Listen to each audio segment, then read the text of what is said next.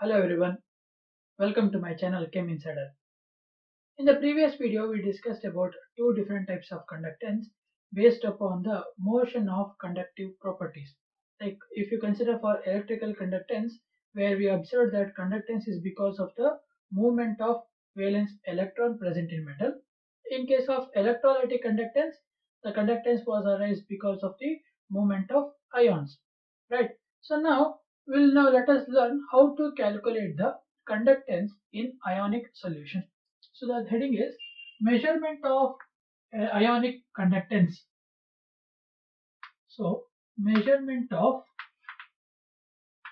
ionic conductance. Whenever you have to calculate about a conductance or a resistance of a particular material, you can use a simple physical instrument called a Wheatstone bridge, right? Where we use four type resistors connected with one another in this kind of a geometry, in this shape, where we have four resistors interconnected to one another and they are connected to a DC source, right? They will be connected to a DC source, and this particular center over here is nothing but the detector D. So we use four resistor R1, R2, R3 and R4.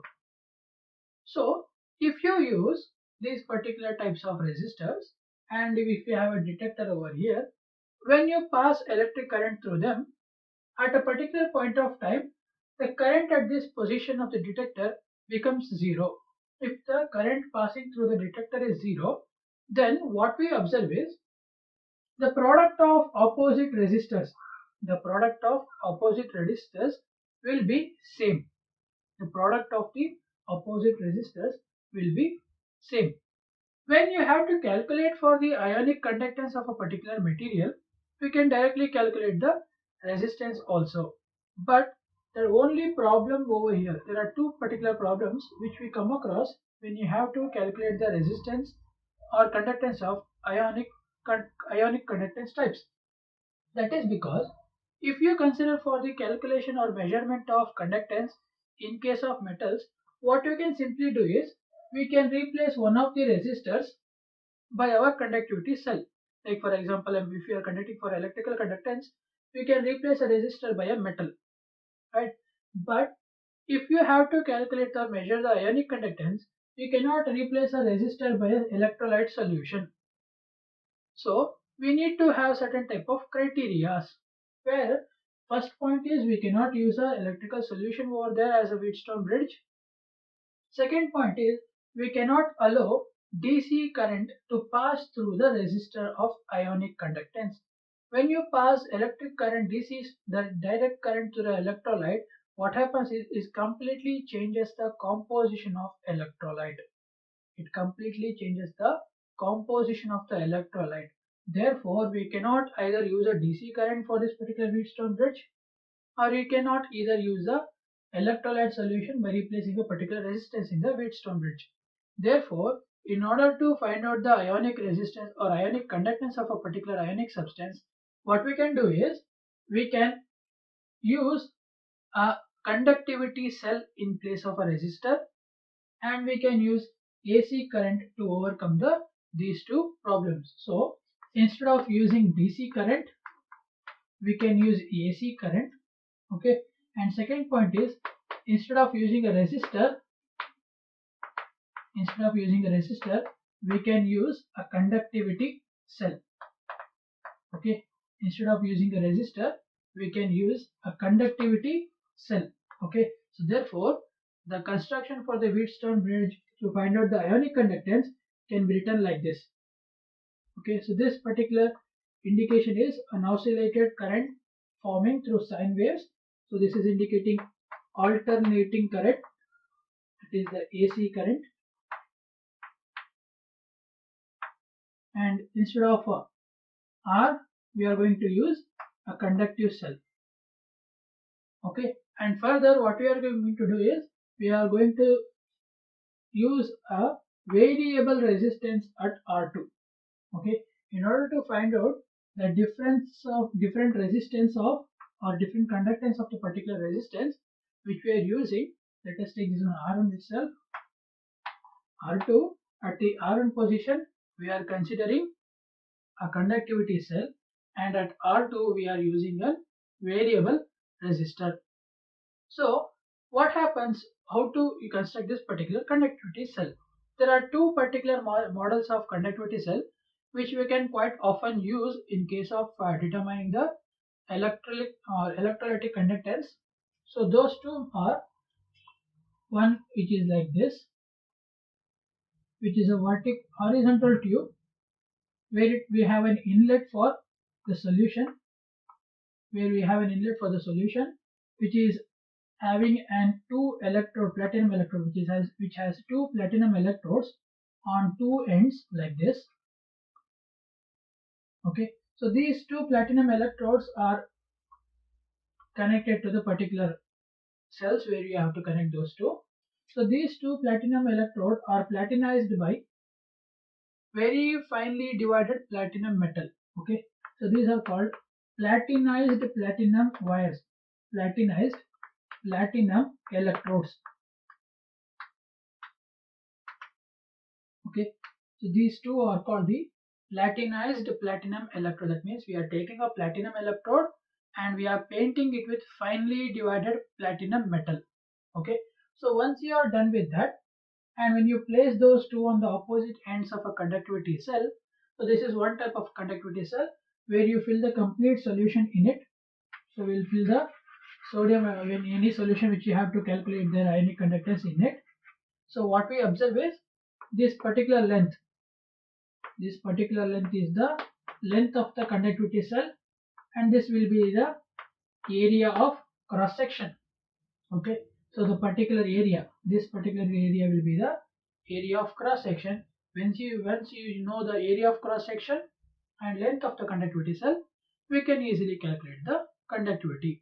Now what we observe over here is, when you have to calculate the conductivity of a cell, it is quite difficult in order to calculate the area or length. That is because these electrodes may be pushed inwards or outwards depending upon their particular positions. So if you have to calculate for the resistance, we know resistance R is equal to rho into L divided by A. Right? Resistance R is equal to rho into L by A, which can also be written as R is equal to L by kappa into A. L by conductivity K or kappa into A. Now the term L by A in this equation is called cell constant. Okay, the conductivity cell which we have constructed over here, that is always same. That is L by A is always same for a particular cell constant, for a particular conductivity cell. It is called the cell constant. Okay, it is denoted by the symbol G star. The cell constant is denoted by the symbol G star. So we can write this equation as R is equal to G star divided by kappa. R is equal to G star divided by kappa. So now if you have to calculate R, you need to know the G star. Or if you have to calculate for the kappa, you need to know the cell constant and the resistance. So now if you consider for the R, resistance can be calculated once we substitute the conductivity cell in the Wheatstone bridge. Once you replace the resistor by conductivity cell, we can clearly calculate the particular resistance from the Wheatstone bridge, right? Next, second point, if you have to calculate for the cell constant, that is L by A value, first what you have to do is you need to calculate the value of kappa. Okay, you need to calculate the value of kappa. That is because cell constant for a particular compound varies with respect to the particular component, because a particular component or electrolytic conductance has variable conductance with respect to temperature, pressure and concentration, right? Therefore one of these two, if you have to calculate one of these two, you need to know all the other two. So when you have to calculate for the G star values, the L by A values is not quite easily able to calculate it. Okay, these two are not quite conveniently calculated in case of the experimental setup. Therefore, first we need to observe a particular solution whose cell constant is known to us. Okay, for example, the most of the normal cell constant solution which the conductivity cells constructed in the particular electrical devices uses a particular solution, that is potassium chloride solution. That is because the potassium chloride solution's cell constant at variable temperature is always known for the particular cell constant of KCl. Once you know the cell constant of KCl, then you can use the particular cell constant itself for the other components also. Okay, as the cell constant for a particular conductivity cell is same for all variables, but the value of kappa or resistance varies. Hence, if you know the value of kappa, we can clearly calculate the value of resistance and further. Now, if you consider the Wheatstone circuit over here, at certain point of time, the power passing through this particular detector will be zero. So, at that particular point of time, what we say is the resistance of the conductivity cell will can be calculated. That is R1 into R3 will be equal to R2 into R4. That is product of opposite resistors. Now we don't know the value of R1, therefore R1 will be equal to R2 into R4 divided by R3. So that is nothing but the resistance of the conductivity cell. So now we can understand the cell constant, that is same for all the equipments. If we know the potassium chloride solution cell constant, we know the cell constant by potassium chloride solution, and now we also know the resistance of the particular conductivity cell, which can clearly explain us the cell conductivity. K kappa is equal to G star, kappa will be equal to G star by R. The conductivity of the given conductivity cell, kappa will be equal to G star by R. So this will be the equation to calculate kappa if you don't know A and L. Now, what happens is, when you consider for a solution taken in a conductivity cell, a particular cell has 5 particular factors which vary the particular electrical ionic conductance, such as concentration, nature of the solute, nature of the solvent, temperature, etc.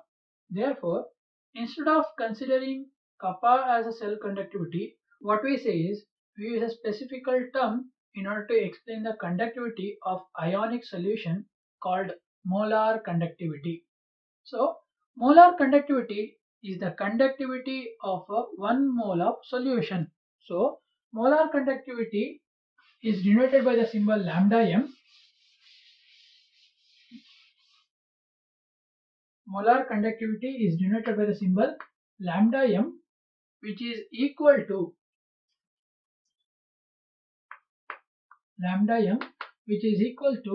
kappa divided by concentration of the solution.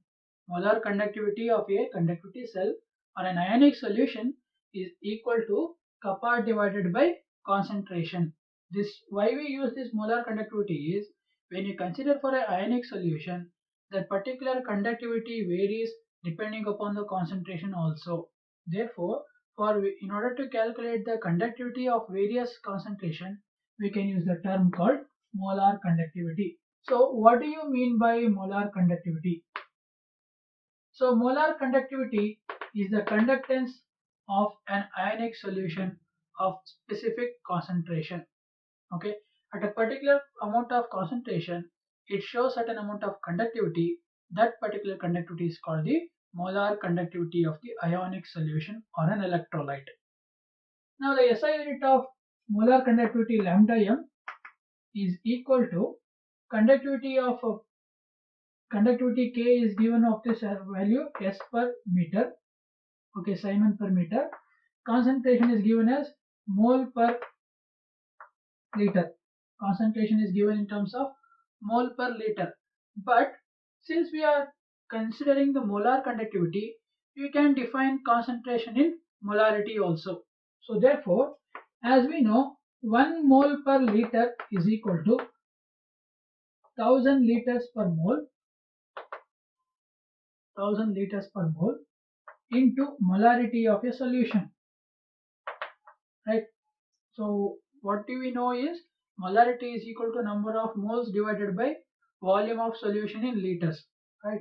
So 1 mole per liter concentration will be equal to 1000 liters per mole into molarity. So substituting that value over here, what we get is Simon per meter divided by 1000 liters per mole. So this is about the conductivity of ionic solutions. Okay, so this is all about the conductivity of ionic solution and how to calculate the conductance of ionic solutions. So when you consider for calculating the or measuring the ionic conductance of a solution, so we need to understand that we cannot simply replace a resistance of the Wheatstone circuit by an electrolytic solution, or we cannot also even pass direct current through the electrolyte, because on passing direct current to the electrolyte, the composition of electrolyte changes. Therefore what we do is, instead of replacing the resistance by electrolytic solution, we replace the resistor of the Wheatstone circuit by a conductivity cell, which has certain amount of cell constant, which can be determined by the known concentration of potassium chloride solution. And further, we can replace alternating current for DC current in the Wheatstone circuit, through which we can calculate the resistance of the particular conductivity cell. Once you know the resistance of the conductivity cell, we can calculate the conductivity of that particular cell, given by the formula kappa is equal to G star by R, where G star is cell constant, R is the resistance which we have found out through the Wheatstone circuit. Next, since the conductivity of ionic solution depends upon concentration of the solute also, we had to consider a new specific term called molar conductivity, where molar conductivity is the conductivity of a ionic solution of specific concentration, given by the formula lambda m is equal to K by C. So this formula is actually kappa divided by small c, kappa divided by small c indicating concentration term. Okay, so its SI unit is Simon per meter divided by 1000 liter per mole. Okay, so this is how you can calculate the or measure the ionic conductance of electrolytic conductance solutions. So this is all about for today. In the next video, we will discuss about certain problems relating to the molar conductivity. Okay, so thank you for watching. If you have understood this particular video, please do subscribe to my channel and share this video among your friends.